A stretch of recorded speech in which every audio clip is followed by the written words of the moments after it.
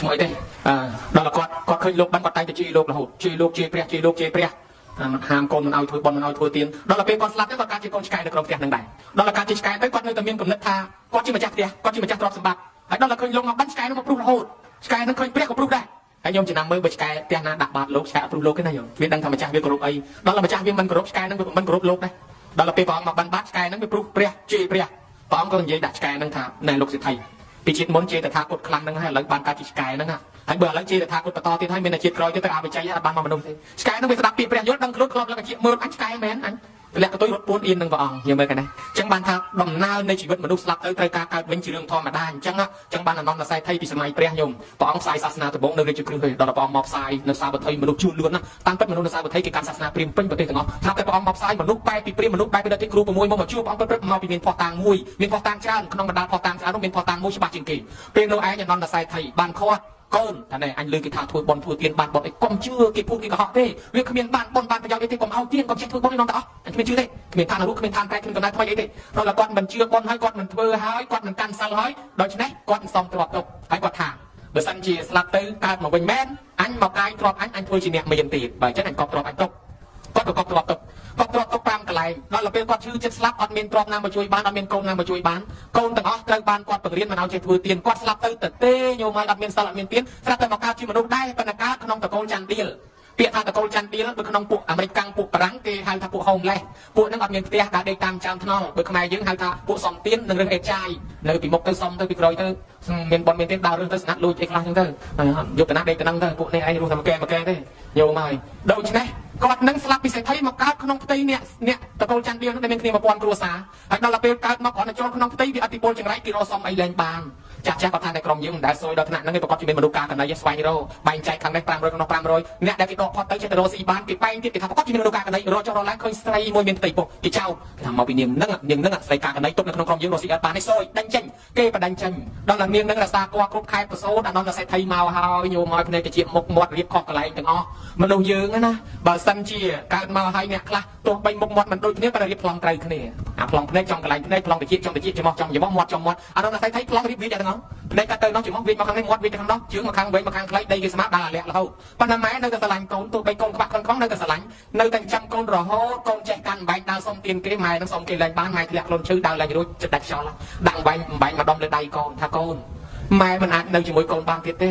កូនឯងទៅចុះក្រែងរស់ឲ្យម៉ែស្លាប់តែឯងចុះកូនឯងទៅសុំគេទៅរស់ខ្លួនឯងទៅកូនដាក់អំបែងមកដុំលើដៃកូននឹងក៏ដើរទៅយប់ត្រង់ណាដេកត្រង់ហ្នឹងយប់ត្រង់ណាដេកត្រង់ហ្នឹងដល់តែពេលឃ្លានខ្លាំងណាស់ថ្ងៃខ្លះបានបាយមកដុំថ្ងៃខ្លះអត់ហើយក្មេងសោះខ្ញុំអត់មានខោអាវទៀតស្រាប់តែឃើញគេលាងចានជះចោលមានគ្រាប់បាយមកគ្រាប់នៅក្នុងជួងចុកទៅរឹសបាយនឹងហូបដល់ទៅរឹសហូបទៅគិតមួយទៅកាយជជុះយើងរឹសក្នុងជួងហូបកាយធំសម្រាប់យកមកហូបហើយយើងអាណិតគាត់តិចមើល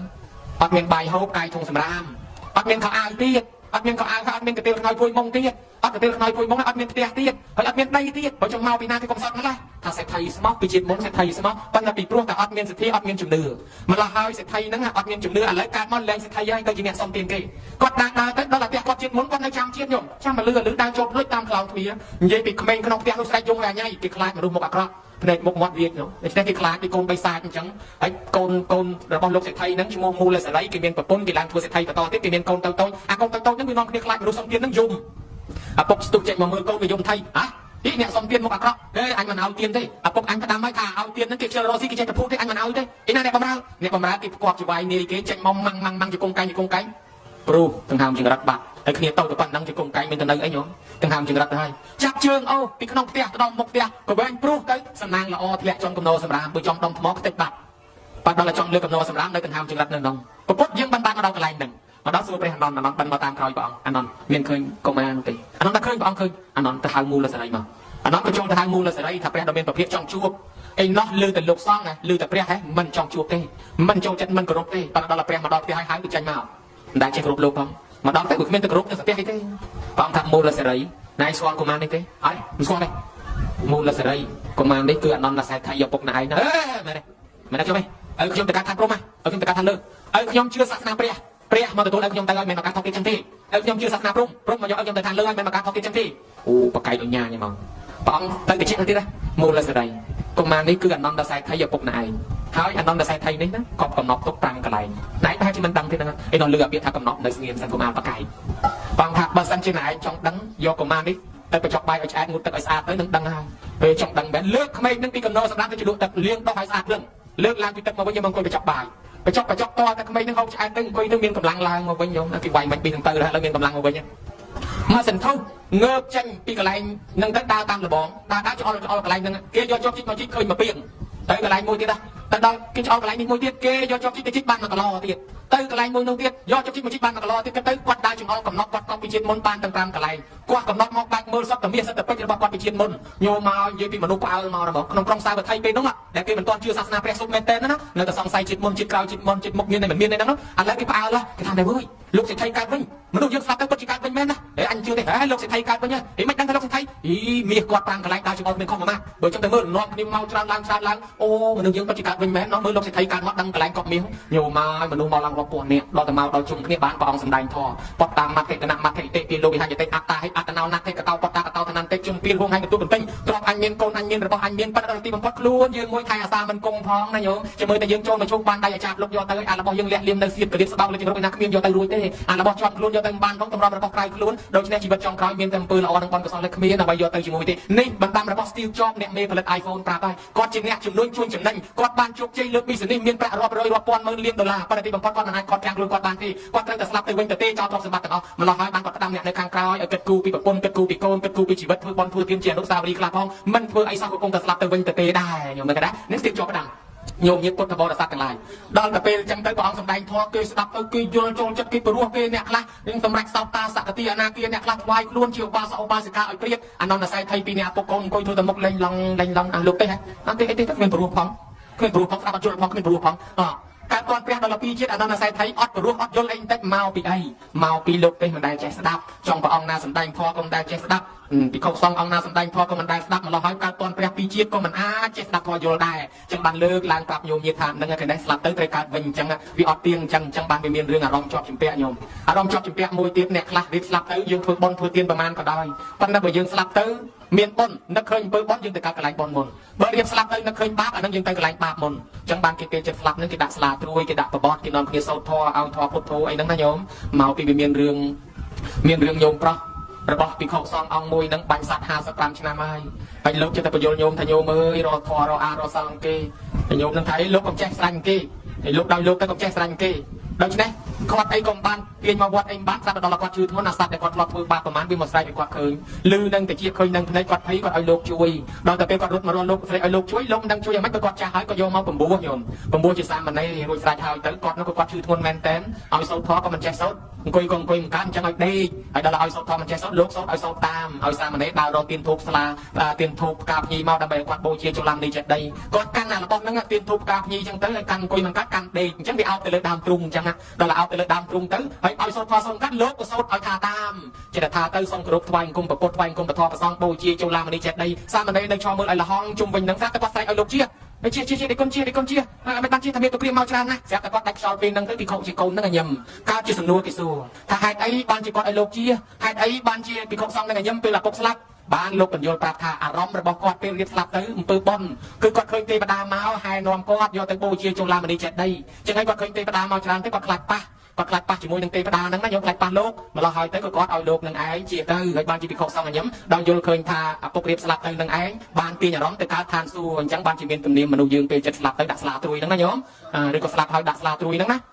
ហើយញោមប្រយ័ត្នតែអត់ដឹងបើគេសួរថាហេតុអីបានពេលស្លាប់ទៅគេដាក់ស្លាត្រួយលើដើមទ្រូងហ្នឹងមានប្រវត្តិមកពីចឹងគេទាញអារម្មណ៍ហើយអាត្មាគ្រាន់តែជម្រាបប្រាប់ញោមញាតិថាដោយសារអារម្មណ៍មនុស្សខ្លះរៀបស្លាប់ទៅអឡោះអាឡ័យបងអឡោះអាឡ័យប្អូនអឡោះអាឡ័យដីធ្លីស្រែចម្ការកូនចៅមិនទាន់ដាច់ស្រេចមនុស្សហ្នឹងអត់ទាន់ទៅកើតឯណាទេកើតជាសម្ភវេសីស័កកំណើតបដោះអាសន្ននៅក្បែរហ្នឹងកំណើតសម្ភវេសីស័កនេះមានអាយុតែ7ថ្ងៃទេនឹងតទៅមុខទៀតហើយកំណើតនោះហើយដែលយើងតែងតែហៅថាអូព្រលឹងម៉ែព្រលឹងឪមកប្រាប់យើងថាអញឃើញអ្នកគេធ្វើបន់សពអញជាមួយយើងថាព្រលឹងម៉ែព្រលឹងឪតាមពិតមិនមែនព្រលឹងម៉ែព្រលឹងឪទេនោះហើយគឺជាសម្ភវេសីស័កកំណើតតែស្លាប់ទៅអារម្មណ៍គាត់ជាប់ជំពាក់ជាមួយបងប្អូនជាមួយផ្ទះសម្បែងជាមួយអីហ្នឹងគាត់អត់ទាន់ទៅណាទេគាត់កើតបដងសង្ឃនៅក្បែរហ្នឹងចំនួន7ថ្ងៃដល់ថ្ងៃទី7បានគេតដំណើរទៅមុខទៀតហេតុហ្នឹងហើយបានជាយើងធ្វើបុណ្យឲ្យតដល់ថ្ងៃទី7ហ្នឹងគេហៅថាបុណ្យ 7 ថ្ងៃណាញោមបាយការមកពីតែសាក់ពីខោបានជប៉ុនមួយអត់ហ៊ានប្រើទេខ្លាចតែចាស់ចេះតែហួងហែងទុកស្រាប់តែលោកជួយធ្ងន់ទៅអារម្មណ៍ជាប់ជាមួយជប៉ុនស្លាប់ទៅកើតជាខ្មោចនៅនឹងជប៉ុនពីខោសងយកជប៉ុនមកចែកគ្នាចែកនឹងវាស្រែកថាចោទៅដើមជប៉ុនខ្ញុំហើយពីខោសងស្ដាប់អត់បានប្រពុតខាត់ថាមនាលពីខោទាំងឡាយក៏មកចែកគ្នាទុកឲ្យស្ងៀមសិនព្រះអង្គបញ្ញត្តិច្បាប់ថារបស់ពីខោសងចង់ឲ្យទៅណាឲ្យការនៅរស់ឲ្យហើយតែសពុតទៅខ្លាចជារបស់សងហើយរបស់គ្រូភ័ណ្ឌទុកសម្រាប់វត្តលះហុភ័ណ្ឌសងទៅចែកគ្នាក៏ប៉ុន្តែមុននឹងចែកគ្នាត្រូវទុកឲ្យកន្លងហួស7ថ្ងៃសិនបានជាពីដើមទៅលោកសពុតទៅទប់លោកគេឲ្យបាត់ទ្វា7ថ្ងៃសិនញោមអត់ទាន់ឲ្យចាត់ចែងអីទេហេតុអីបានជាប្រពុតឲ្យបាត់ទុក7ថ្ងៃមកពីព្រះអង្គដឹងថាជួនកាលអារម្មណ៍ជាប់ជាពាក់របស់អ្នកស្លាប់នោះអត់ទាន់ទៅណាកើតបដោះអាសន្ននៅក្បែរនឹងដល់ថ្ងៃទី7បានតដំណើរទៅមុខទៀតហេតុនឹងហើយយើងសិក្សាឃើញតំណែងបាននាំគ្នាធ្វើបុណ្យឲ្យតដល់ថ្ងៃទី7ហ្នឹងណាញោមឲ្យឈ្មោះថាបុណ្យ7ថ្ងៃនេះចម្លើយដែលអាត្មាសួរថាហេតុអីបានធ្វើបុណ្យ7ថ្ងៃហ្នឹងគឺអញ្ចឹងមានរឿងប្តីប្រពន្ធ2នាក់មានកូន4តំណប់នាក់យាយតា2នាក់ហ្នឹងដល់គាត់ស្លាប់ទៅអារម្មណ៍ជាប់ជាពាក់ជាមួយកូនគាត់ស្លាប់ទៅគាត់អត់ទៅកើតឯណាកើតជាប្រែតនៅក្នុងភូមិក្បែរកូនហ្នឹងហើយកូនយំសំណោះប៉ុន្តែដល់យំប្រពន្ធបងប្អូនបានយើងឈប់យំតោះដល់មានធ្វើបុណ្យឲ្យម៉ែឪយើងធ្វើបុណ្យហើយស្រេចទៅមិនដឹងថាបានដល់ម៉ែដល់ឪឬអត់ផងក៏នាំបងប្អូនទៅថ្វាយអង្គមសួរព្រះបងពិតព្រះអង្គដល់ចម្រើន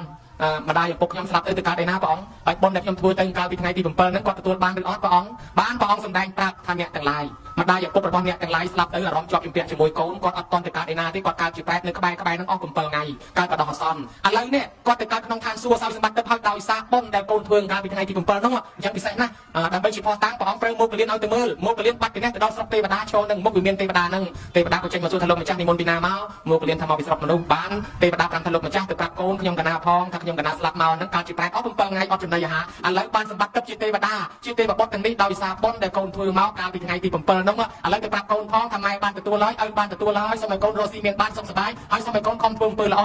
មកកលៀននាំតំណែងនេះចង់បដោតប្រាប់កូនចៅនៅកំពុងតែអង្គុយចាំស្ដាប់តំណែងនឹងមុខព្រះហ្នឹងញោមកូនចៅលឺតែអញ្ចឹងត្រេកអរណាស់ហើយក៏នាំគ្នាធ្វើបន់តតាំងតែពីពេលមានរឿងហ្នឹងរហូតមកទល់សពថ្ងៃទល់ថ្ងៃហ្នឹងអញ្ចឹងទៅឲ្យតែមានអ្នកស្លាប់ក៏យើងធ្វើតាមរហូតទល់បច្ចុប្បន្នហ្នឹងអញ្ចឹងទៅណាញោមណាដូច្នេះកូនចៅដែលបានធ្វើហើយទេវតាក៏ថែអាសាកូនហ្នឹងមេត្តាបិតាដែលបានទទួលហើយក៏ជួយជូនពរជូនជ័យដល់កូនហ្នឹងកូនក្រុមគ្រួសារហ្នឹងខ្លាយទៅជាកូនល្អមានសុភមង្គលមានសេចក្តីសុខតរៀងទៅដូច្នេះកូនចៅអនុវត្តទៅតាមកម្មវិធីនេះហើយសូមឲ្យឧបាសកព្រៀងកំយឿននៅទីណាទទួលអត្ថប្រយោជន៍ផលអំពីកូនចៅសោយសម្បត្តិទឹកតាមប្រាថ្នាចោះរួមមួយអន្លើដោយបុព្វការីជនមេត្តាបិតាជីដូនជីតាញាតិកាទាំង7សន្តានដែលបាក់បែកចែកឋានទៅសូមឲ្យទទួលអត្ថប្រយោជន៍ផលកសលផលបុណ្យនេះដែរទាំងញាតិរបស់ម្ចាស់បុណ្យទាំងញាតិរបស់ភ្ញៀវកតញ្ញូក៏សូមឲ្យទទួលកសលផលបុណ្យនេះដែរសូមកូនចៅនិងបងប្អូនអ្នកមកជួយខ្វល់ខ្វាយចាត់ចែងទាំងអាចារ្យទាំងយាយទាំងតាទាំងវិយាបច្ចៈទាំងសន្តិសុខទាំងអ្នកថតទាំងអ្នកបាំងអ្នកគ្រូពេរតើអ្នកតុបតែងរោងអ្នកជួយខ្វល់ខ្វាយដឹកយាយដឹកតាដឹកអាចារ្យដឹកប្រសងក្នុងកម្មវិធីបុណ្យអ្នកចូលចាប់អ្នកផលទៅវិញបាត់តែក្តីក្នុងទីនេះក្តីសូមឲ្យជួបតែសេចក្តីសុខចម្រុងចម្រើនតរៀងទៅកុំឲ្យមានជំងឺឈឺអាពាហ៍ពិពាហ៍ប្រាថ្នាអ្វីណាមួយឲ្យសម្រេចដូចសេចក្តីប្រាថ្នារស់នៅឲ្យបានយូរធ្វើបុណ្យឲ្យបានច្រើនតទៀតណាញោមណាការសម្ដែងប៉ុណ្ណេះសូមនមស្ការចប់អេវ៉ាំង